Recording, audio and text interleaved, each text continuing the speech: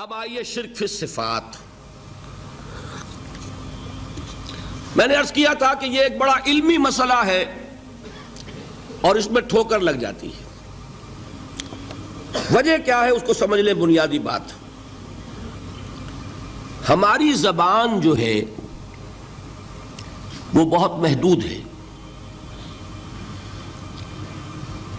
ہماری ہی زبان ہے جسے اللہ نے ذریعہ بنایا اپنی ہدایت کا، ورنہ ہمارے پلے نہ پڑتی بات، ظاہر ہے نا۔ لیکن ہماری زبان کی محدودیت ہے۔ اس محدودیت کا ایک مظہر یہ ہے کہ ہم جو الفاظ اللہ کے لیے بطور صفت استعمال کرتے ہیں وہی الفاظ مخلوقات کے لیے بھی کر لیتے ہیں۔ اللہ موجود، ہم بھی موجود۔ اللہ زندہ، ہم بھی زندہ۔ اللہ علیم، تو انسان علیم بھی علیم نہیں، علامہ بھی ہے کہ نہیں؟ یہ تو بڑا مبالغے کا لفظ ہے۔ انسان علامہ ہے کہ نہیں؟ اللہ دیکھتا ہے، بصیر ہے، ہم بھی بصیر ہیں۔ اللہ سنتا ہے، سمیع ہے، ہم بھی سنتے ہیں۔ اللہ کو قدرت حاصل ہے، کچھ ہمیں بھی حاصل ہے۔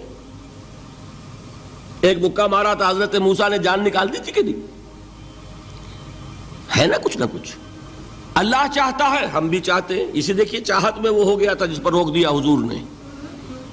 ما شاء اللہ وما شئت اجعلتنی للہ ندا، کیا تم نے مجھے اللہ کا مد مقابل بنا دیا؟ دھوکہ ان الفاظ کے اشتراک کی وجہ سے لگ جاتا ہے۔ بات سمجھ میں آئی؟ اب اس میں فارمولہ میں نے عرض کیا تھا کہ ایک نوٹ کر لیں تو مسئلے سارے حل ہو جائیں گے۔ جب ہم کوئی لفظ بطور صفت اللہ کے لیے بولتے ہیں اور اسی لفظ کو مخلوق میں سے کسی کے لیے بولتے ہیں، مخلوق میں سب آ گئے، جمادات، حیوانات، انسان، اولیاء اللہ، فرشتے، انبیاء، رسول، سب مخلوق تو ہے نا۔ تو کل مخلوقات کو جب ہم ایک لفظ بطور صفت استعمال کریں گے اللہ کے لیے اور اسی لفظ کو استعمال کریں گے بندوں کے لیے، تو ان میں تین فرق ہیں جو ذہن میں رہنے چاہیے۔ گن کر یاد کیجئے۔ اللہ کی ذات قدیم ہے، ہمیشہ سے ہے۔ اسی طرح اس کی صفت بھی قدیم ہے، ہمیشہ سے ہے۔ مخلوقات حادث ہیں، ان کی صفات بھی حادث ہیں۔ حادث قدیم کے مقابلے میں کہ پہلے نہیں تھی پھر ہو گئی۔ ایک فرق، اللہ کی ذات از خود ہے، کسی اور نے تو اس کو وجود نہیں بخشا نا۔ اللہ کا وجود از خود ہے، ذاتی ہے۔ اسی طرح اس کی صفات ذاتی ہیں، کسی اور کی عطا کردہ نہیں ہے۔ مخلوق کوئی ہو کسے باشد، ان کا وجود ذاتی نہیں، عطائی ہے۔ اللہ نے دیا تو وجود ملا۔ اسی طرح ان کی صفات عطائی ہیں، ذاتی نہیں۔ دو فرق ہو گئے۔ اللہ کی ذات مطلق ہے، لا محدود۔ اسی طرح اس کی صفات مطلق ہیں، لا محدود۔ مخلوق کی ذات محدود، کسے باشد، صفت بھی محدود۔ تین فرق ہے، ذاتی، عطائی، قدیم، حادث، لا محدود، محدود۔ تین فرق ذہن میں رہیں تو جو صفت بھی آپ اب بولیں گے اس میں یہ تینوں باتیں ذہن میں رہیں۔ سمجھ میں آ گئی بات؟ اب اس کا اطلاق کیجئے تو یہ علم غیب کا مسئلہ حل ہو جائے گا۔ یہ بھی لا ینحل سمجھا جاتا ہے نا۔ علم کسی کا بھی ہو، انسان، فرشتہ، اولیاء، انبیاء، رسول، حضور صلی اللہ علیہ وسلم، کسی کا بھی حادث ہے، قدیم نہیں ہے۔ عطائی ہے ذاتی نہیں ہے، محدود ہے لامحدود نہیں ہے، تین باتیں مان لیں شرک نہیں ہوگا، ان میں سے ایک کو ساقط کر دیں شرک ہو جائے. آئی بات سمجھ؟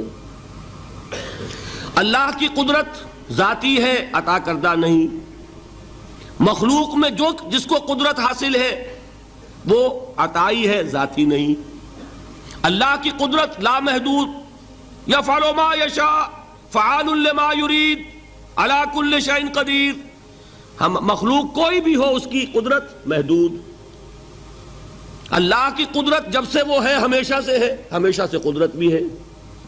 اور مخلوق میں سے قدرت یہ حادث ہے. تینوں چیزیں سامنے رہیں شرک نہیں ہوگا. ایک چیز کی بھی کمی ہو گئی شرک ہو جائے. یہ ساری صفات پر لے آئیے. اللہ کی حیات ذاتی ہماری عطائی، لائی حیات آئے قضا لے چلی چلے، اپنے بس میں نہ آنا تھا نہ جانا ہے. زندگی اس کی عطا کردہ ہے، جب چاہے لے لے. اللہ کی حیات بھی ایسی ہے کیا؟ ذاتی الحی. ہماری حیات محدود، ویسے بھی محدود، موت آئے گی شاید ختم ہو جائے. چلیے موت ختم نہیں کرتی، ہم سمجھتے ہیں کہ وہ ہماری ابدی ہے.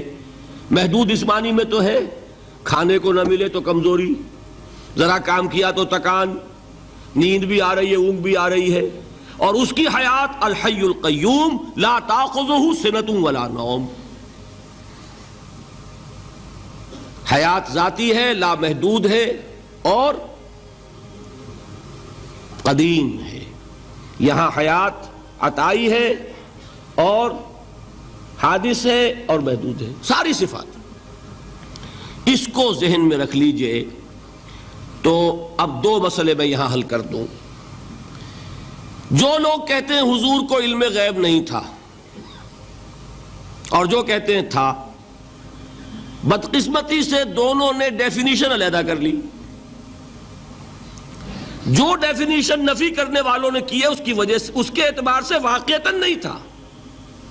انہوں نے ڈیفینیشن یہ کی ہے، تعریف یہ کی ہے، وہ علم جو خود حاصل ہو جائے. اللہ کا عطا کردہ علم جو ہے وہ کہتے ہیں وہ غیب نہیں ہے. تو وہ بھی مانتے ہیں کہ ہر علم جو حضور کو حاصل ہے وہ اللہ کا عطا کردہ. میں سائی والی میں یہ سارے مرحلے میں نے طے کیے نا اپنے زمانہ طالب علمی میں. مولانا منظور احمد شاہ صاحب ہیں سائی وال میں ایک، میں ان کے پاس حاضر ہوا. میں نے کہا جی یہ مسئلہ کیا ہے علم غیب کا، مجھے ذرا سمجھائیں. انہوں نے ایک کتاب اپنی نکالی کہ دیکھیے صاحب، ہم حضور کے علم کے بارے میں یہ باتیں مانتے ہیں. حضور کا علم حادث ہے، قدیم نہیں ہے. حضور کا علم محدود ہے، لامحدود نہیں ہے. حضور کا علم عطا کردہ ہے، ذاتی نہیں ہے. میں نے کہا یہ تین باتیں اگر آپ مان لیں تو میرا تو جھگڑا کوئی نہیں آپ سے. ہوتا کیا ہے جب آئیں گے وعظ میں، خطابت میں، تو عالم ما کان وما یکون، اب الفاظ وہ استعمال کر جائیں گے. ایک واعظ ہے، عام مقرر ہے، واہ واہ ہوتی ہی نہیں، نعرے لگتے ہی نہیں، محفل میں گرمی آتی نہیں جب تک کہ ایسے مبالغے نہ کریں. لیکن وہ چیز لکھی ہوئی ان کے ہاں ہے کہ حضور کا علم حادث ہے، قدیم نہیں ہے. حضور کا علم محدود ہے، لامحدود نہیں ہے. حضور کا علم عطائی ہے، ذاتی نہیں ہے. ان تینوں چیزوں کے بعد کوئی بڑے سے بڑا وہابی اور بڑے سے بڑا اہل حدیث بھی انکار نہیں کرتا. باقی یہ بات جان لیجئے کہ غیب اور حضور یا شہادہ یہ در حقیقت عام انسانوں کے اعتبار سے الفاظ استعمال ہوئے ہیں. جب قرآن میں کہا جاتا عالم الغیب والشہادہ، اللہ غیب اور جو ظاہر ہے یا موجود ہے سب کا جاننے والا ہے، تو مجھے بتائیے اللہ کے لیے کوئی غیب ہے؟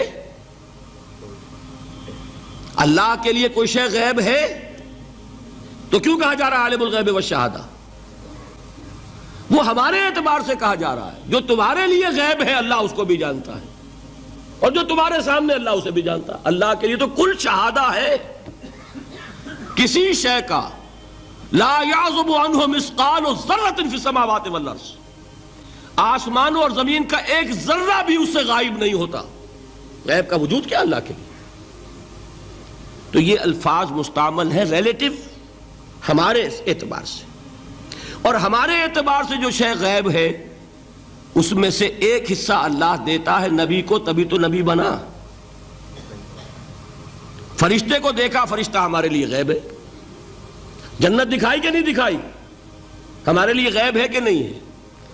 دوزخ کا مشاہدہ کرایا کہ نہیں کرایا، ہمارے لیے وہ غیب ہے کہ نہیں ہے. جو چیزیں ہمارے لیے غیب ہیں انہی کے پردے اللہ کچھ اٹھاتا ہے. کل غیب نہیں.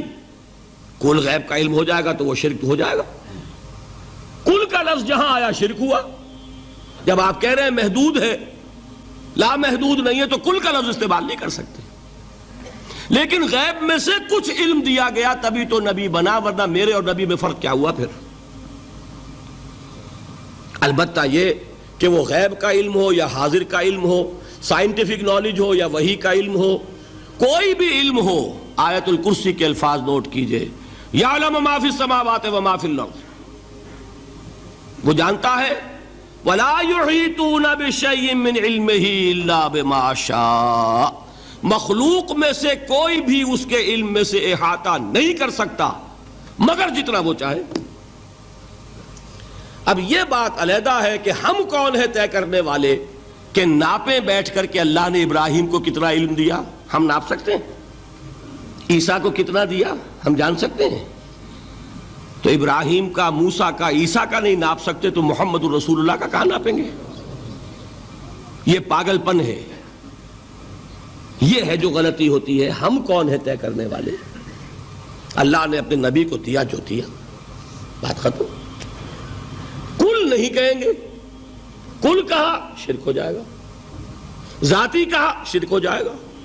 عطائی ہے، جو دیا اللہ نے دیا، اور کل نہیں دیا، جتنا چاہا دیا.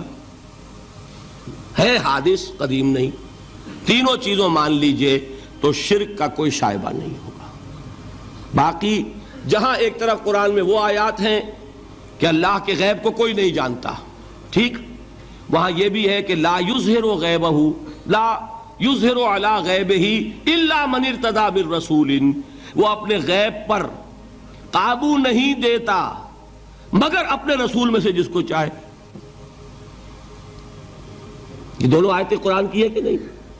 اسی لیے در حقیقت جو غیب کی نفی کرتے ہیں حضور سے، وہ کہتے ہیں کہ از خود معلوم ہونے والی شے غیب ہے. ہم کہتے ہیں از خود تو کوئی بھی شے کسی کو معلوم نہیں. ہمیں حاضر کا علم بھی اللہ ہی دیتا ہے تو ہوتا ہے، غیب کا تو بہت دور کی بات ہے. یہ مسئلے بڑے سیدھے ہیں، خام خواہ ہم نے پیچیدہ بنایا ہوا ہے.